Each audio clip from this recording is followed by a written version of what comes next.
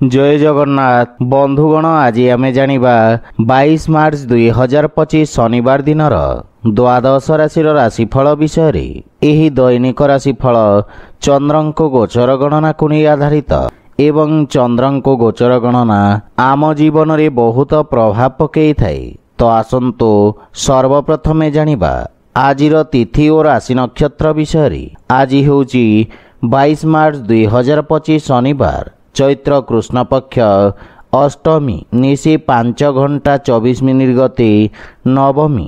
आज मूला नक्षत्र रात्र 3 घंटा 24 मिनिट गते पूर्वाषाढ़ नक्षत्र। आज धनुचंद्र अहोरात्र।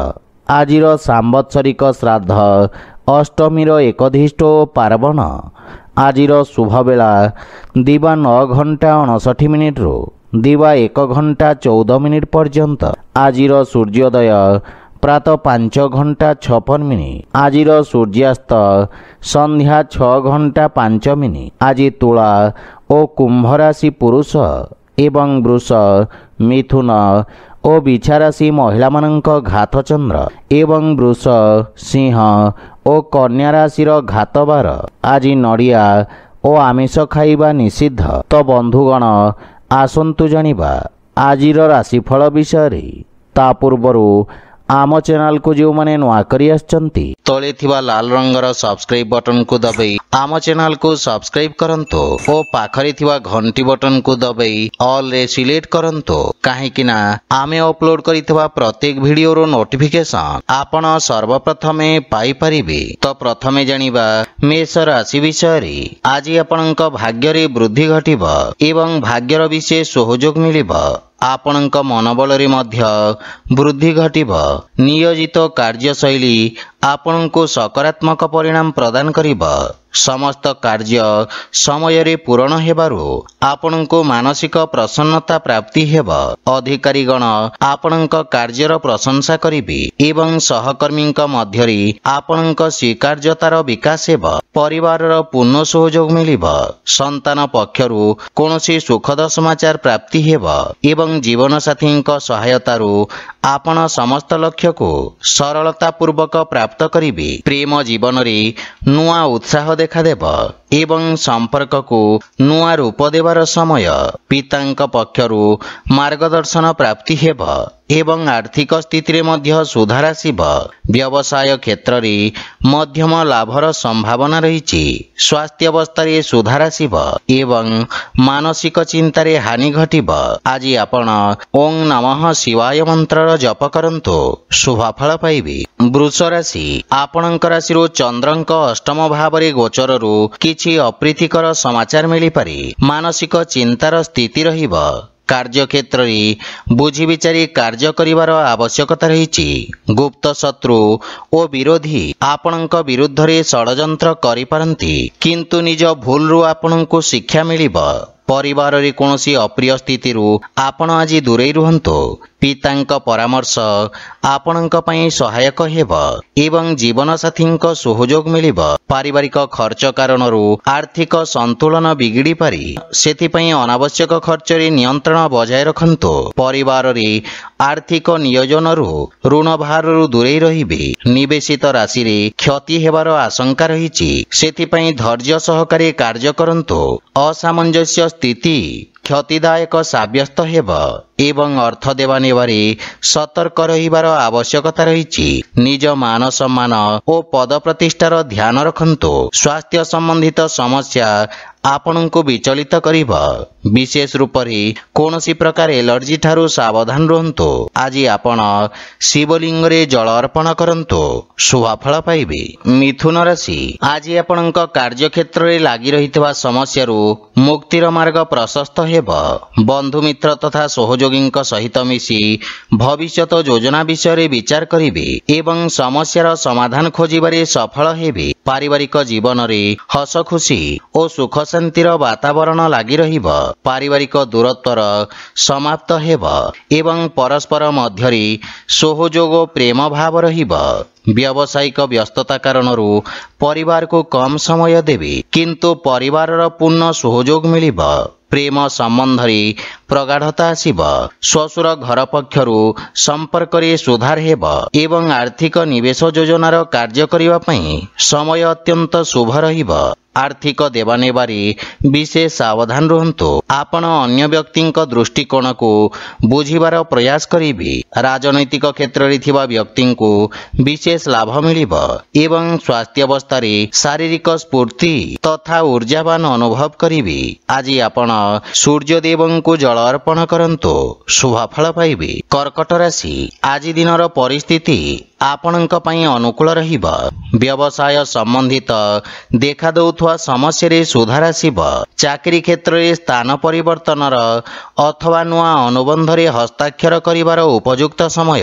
ଆପଣଙ୍କ କୁଶଳ ନେତୃତ୍ୱକୁ ଦେଖି ଆପଣଙ୍କ କାର୍ଯ୍ୟଭାରରେ ମଧ୍ୟ ବୃଦ୍ଧି ଘଟିବ। ଭବନ ଓ ଯାନବାହନ କ୍ରୟ ସମ୍ବନ୍ଧିତ କାର୍ଯ୍ୟରେ ଜୀବନସାଥୀଙ୍କ ସହଯୋଗ ପ୍ରାପ୍ତି ହେବ। ପରିବାର ସମ୍ବନ୍ଧିତ କୌଣସି ସୁଖଦ ସମାଚାର ମିଳିବାରୁ ମନ ପ୍ରସନ୍ନ ରହିବ। ପିତାଙ୍କ ସହଯୋଗ ବା ମାର୍ଗଦର୍ଶନରୁ ଆପଣ ଲାଭବାନ ହେବେ ଏବଂ ଜୀବନସାଥୀଙ୍କ ସହିତ ସମ୍ବନ୍ଧରେ ସୁଧାର ଆସିବ। ପାରିବାରିକ ସୁଖ ସୁବିଧାରେ ଆପଣ ଖର୍ଚ୍ଚ କରିବେ ଏବଂ ଆର୍ଥିକ ସ୍ଥିତିରେ ସୁଧାର ହେବ।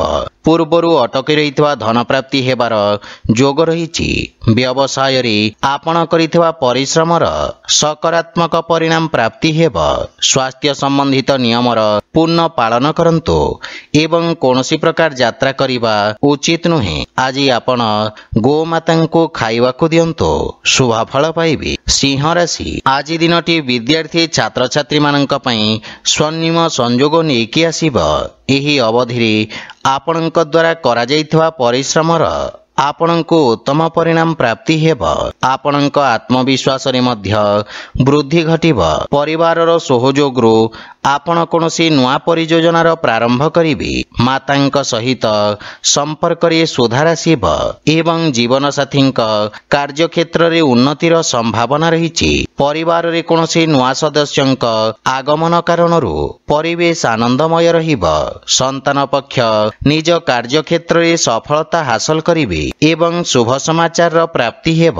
ଆର୍ଥିକ ସ୍ଥିତି କ୍ଷେତ୍ରରେ ସୁଧାର ଆସିବ, କିନ୍ତୁ ଅନାବଶ୍ୟକ ଖର୍ଚ୍ଚ ଆପଣଙ୍କ ଆର୍ଥିକ ସନ୍ତୁଳନକୁ ଖରାପ କରିପାରେ। ରୋଜଗାର ତଥା ବ୍ୟାପାର ବାଣିଜ୍ୟ କ୍ଷେତ୍ରରେ ଆସୁଥିବା ବାଧାବିଘ୍ନ ସବୁ ଦୂର ହେବ।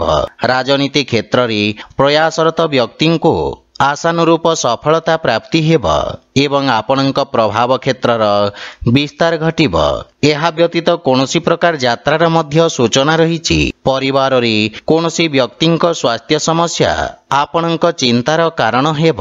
ସେଥିପାଇଁ ସ୍ୱାସ୍ଥ୍ୟ ନିୟମର ପୂର୍ଣ୍ଣ ପାଳନ କରନ୍ତୁ।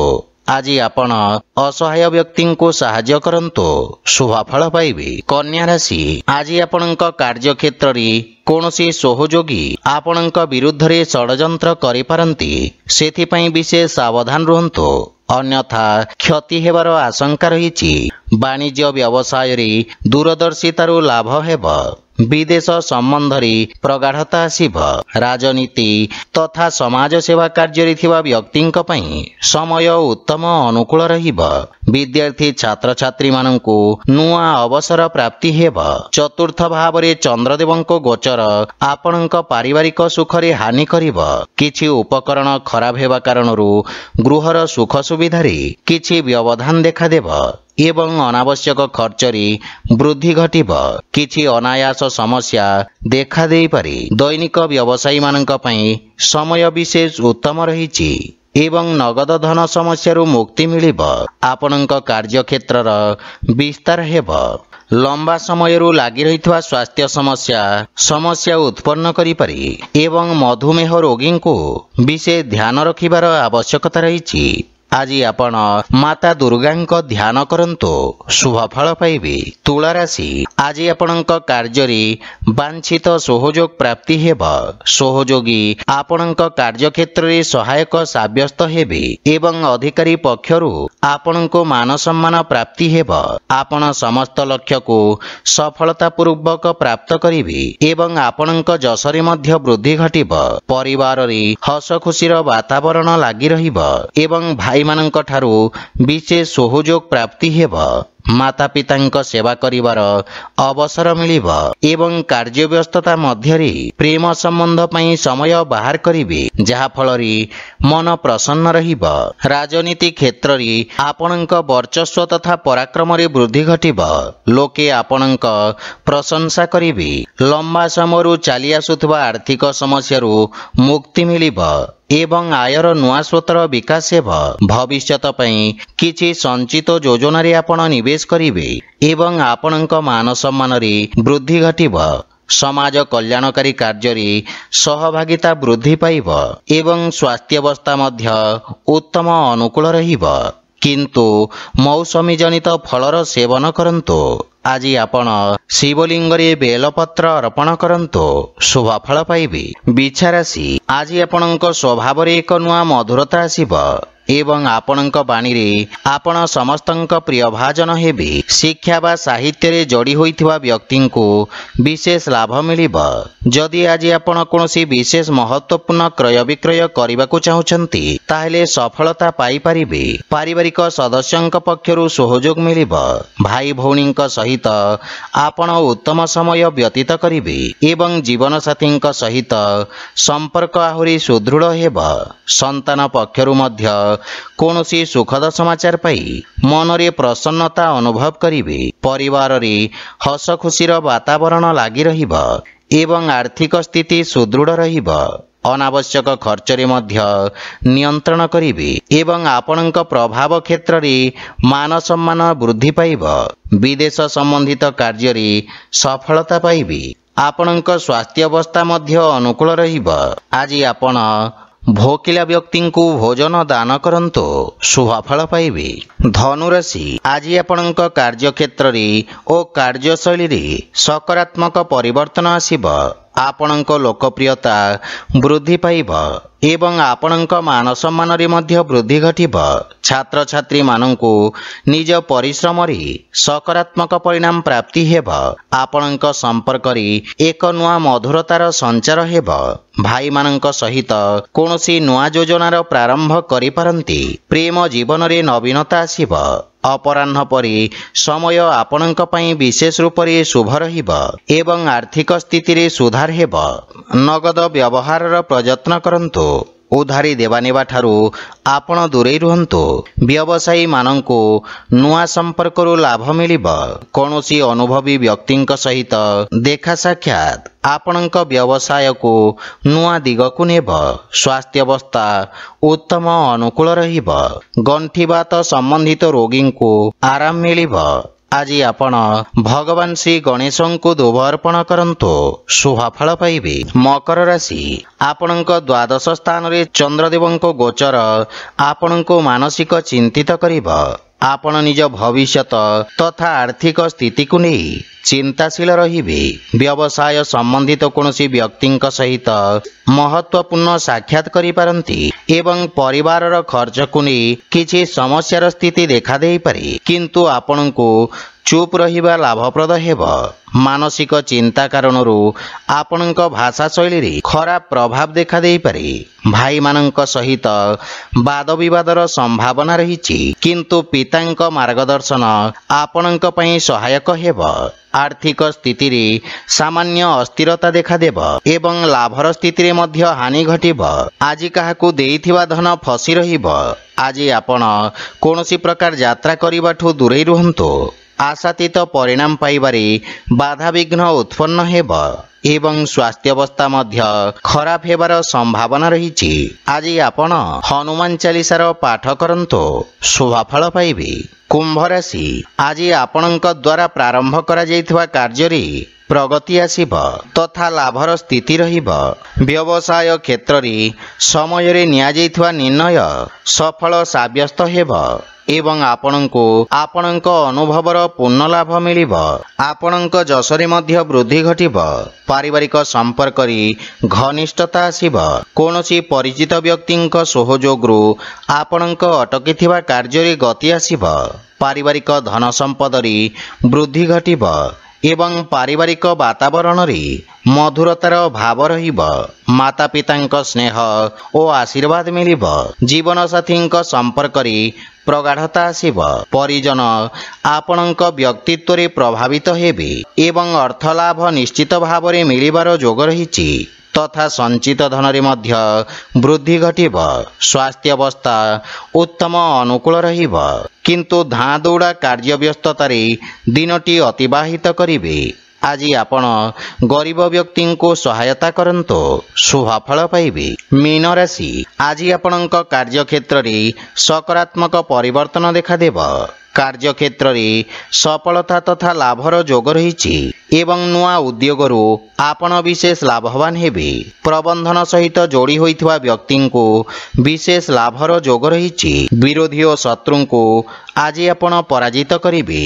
କାର୍ଯ୍ୟକ୍ଷେତ୍ରରେ ଆପଣଙ୍କ ଖ୍ୟାତିର ବିସ୍ତାର ହେବ। ବିଦ୍ୟାର୍ଥୀ ଛାତ୍ରଛାତ୍ରୀମାନଙ୍କୁ ଗୁରୁଜନଙ୍କ ଅନୁକମ୍ପା ବା ଆଶୀର୍ବାଦ ପ୍ରାପ୍ତି ହେବ ଏବଂ ପରିବାରର ସୁଖ ସମୃଦ୍ଧି ପାଇଁ ଆପଣ ବ୍ୟୟ କରିବେ। ଜୀବନସାଥୀଙ୍କ ପକ୍ଷରୁ ପୂର୍ଣ୍ଣ ସହଯୋଗ ମିଳିବ। ବିଦେଶରୁ କିଛି ଶୁଭ ସମାଚାର ମିଳିବାରୁ ମନ ପ୍ରସନ୍ନ ରହିବ। ବଡ଼ ଭାଇଙ୍କ ବିଶେଷ ସହଯୋଗ ଆପଣଙ୍କ ଉନ୍ନତିର କାରଣ ହେବ, କିନ୍ତୁ ପିତାଙ୍କ ସ୍ୱାସ୍ଥ୍ୟାବସ୍ଥାର ବିଷୟ ଧ୍ୟାନ ରଖନ୍ତୁ। ଯେକୌଣସି ନିବେଶ ପାଇଁ ସମୟ ଉତ୍ତମ ଅନୁକୂଳ ରହିବ ଏବଂ ଧନ ସମ୍ପତ୍ତିରେ ବୃଦ୍ଧି ଘଟିବ, କିନ୍ତୁ ଚର୍ମ ସମ୍ବନ୍ଧିତ ରୋଗଠାରୁ ବିଶେଷ ସାବଧାନ ରୁହନ୍ତୁ ଏବଂ ଜଳର ଉଚିତ ମାତ୍ରାରେ ସେବନ କରନ୍ତୁ। ଆଜି ଆପଣ ଭଗବାନ ବିଷ୍ଣୁଙ୍କୁ ତୁଳସୀ ଦଳ ଅର୍ପଣ କରନ୍ତୁ, ଶୁଭ ଫଳ ପାଇବେ। ତ ବନ୍ଧୁଗଣ, ଏହା ଥିଲା ଆଜିର ରାଶିଫଳ ବିଷୟରେ। ଯଦି ଭିଡ଼ିଓଟି ଆପଣମାନଙ୍କୁ ଭଲ ଲାଗିଥାଏ, ଲାଇକ୍, ସେୟାର ଓ କମେଣ୍ଟ କରି ଜଣାନ୍ତୁ ଏବଂ ଆମ ଚ୍ୟାନେଲକୁ ସବସ୍କ୍ରାଇବ୍ କରନ୍ତୁ। ଜୟ ଜଗନ୍ନାଥ।